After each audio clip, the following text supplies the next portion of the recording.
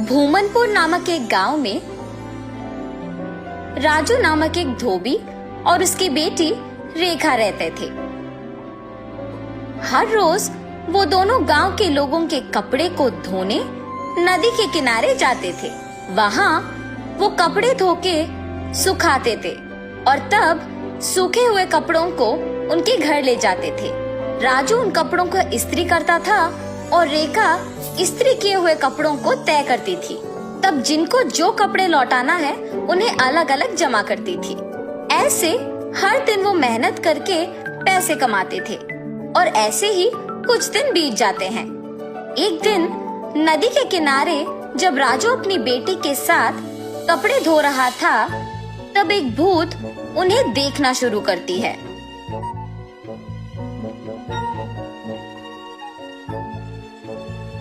न जाने मैं कब ऐसे कपड़े पहनूंगी।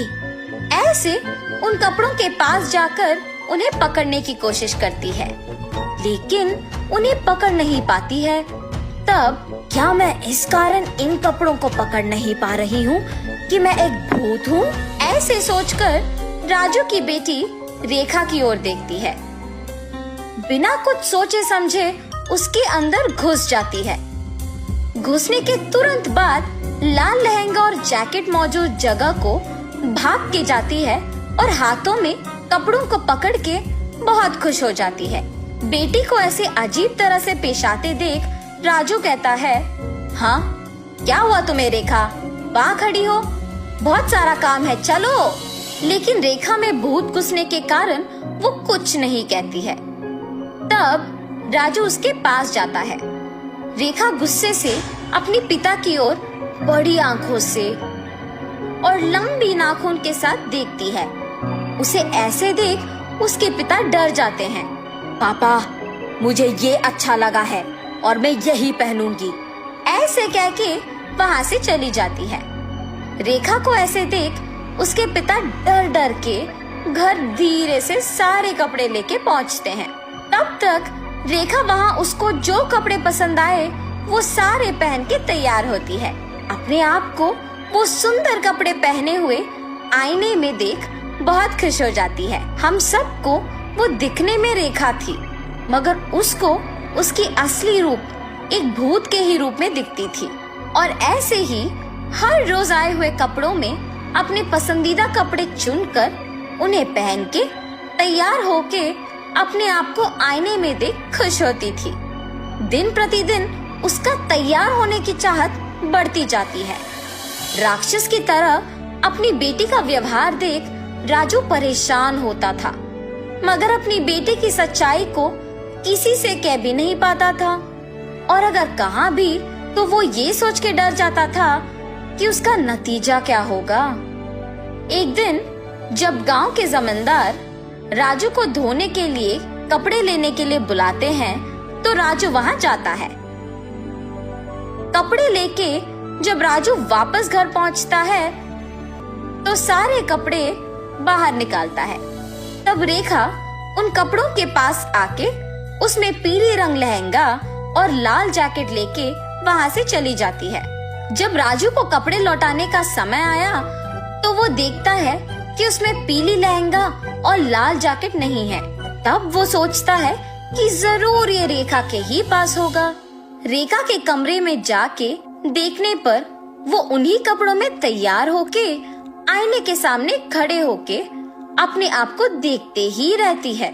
आईने में भूत का डरावना चेहरा देख राजू डर के मारे चिल्लाता है, हाँ? तुम यहाँ क्या कर रहे हो? राजू उसके ऐसे पूछने पर कांपते हुए कहता है, अम्मा, आपने जो कपड़े पहना है वो जमींदार के बेटी की है। इनको आज उन्हें लौटा देना है, कृपया उन कपड़ों को दे दो। हाँ? क्या? कपड़े? बिल्कुल नहीं दूंगी, जाओ यहाँ से। ऐसे कपड़े उनके पास बहुत होंगी, अगर आप अभी इन कपड़ों को वापस कर देंगे तो और भी कपड़े लेके आऊंगा। अब अगर मैं इन कपड़ों को नहीं लौटाऊंगा तो मेरा व्यापार नहीं चलेगा। मैं हाथ जोड़ के विनती करता हूँ, वापस कर दो, तुम मेरी बेटी नहीं हो। हा हा हा, सही पहचाना। हाँ, मैं तुम्हारी बेटी नहीं हूँ। ऐसी और कपड़े हैं? हाँ, बहुत सारे। तो फिर इन कपड़ों की मुझे क्या जरूरत? ऐसे कहकर उन कपड़ों को वहां छोड़ के हवा में उड़ के गायब हो जाती है। ये जान के जमींदार की बेटी के पास बहुत सारे कपड़े हैं, वो सीधा उनके ही घर पहुंच जाती है। अच्छे कपड़ों के लिए सारे कमरे छान मारती है। उस घर में मौजूद जमींदार के परिवार वासियों को राजू की बेटी का व्यवहार कुछ समझ में नहीं आता है। जमींदार की बेटी अपने पिता को बुला के कहती है, पापा पापा, राजू की बेटी रेखा बहुत अजीब तरह से पेश आ रही है। ऐसे कहते ही वो वहाँ जाकर कहता है, ए लड़की, क्या कर रही हो? पागल हो गई हो क्या? जमींदार के ऐसे कहने पर क्रोधित होके रेखा जोर से चिल्लाते हुए अलमारी को उठा के उन पर फेंक देती है। सभी डर जाते हैं और जो कुछ भी वो मांगती है उसके सामने रख देते हैं। रंग बिरंगी कपड़े, जेवर, चूड़ियाँ, सब। हाँ, आओ आओ, मुझे तैयार करते हुए मेरी सेवा करो, आओ।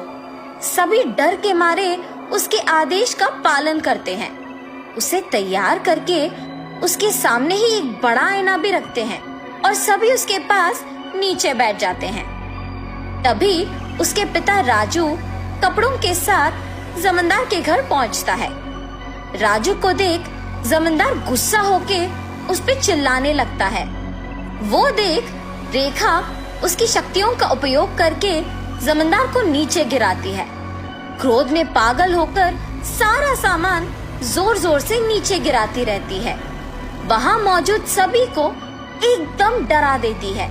एक स्वामी जी ये सब नहीं देख पाते हैं और जमींदार के घर पहुँच जाते हैं। सीधा रेखा के पास जाकर उस पे गंगा जल डालते हैं। कुछ मंत्रों का प्रयोग करके रेखा से उस भूत को बाहर लाके उसे एक बोतल में बंद कर देते हैं। भगवान के रूप में आकर आपने मेरी बेटी को बचाया। उस स्वामी जी का धन्यवाद करके जमींदार से भी माफी मांगकर वहाँ से चले जाता है।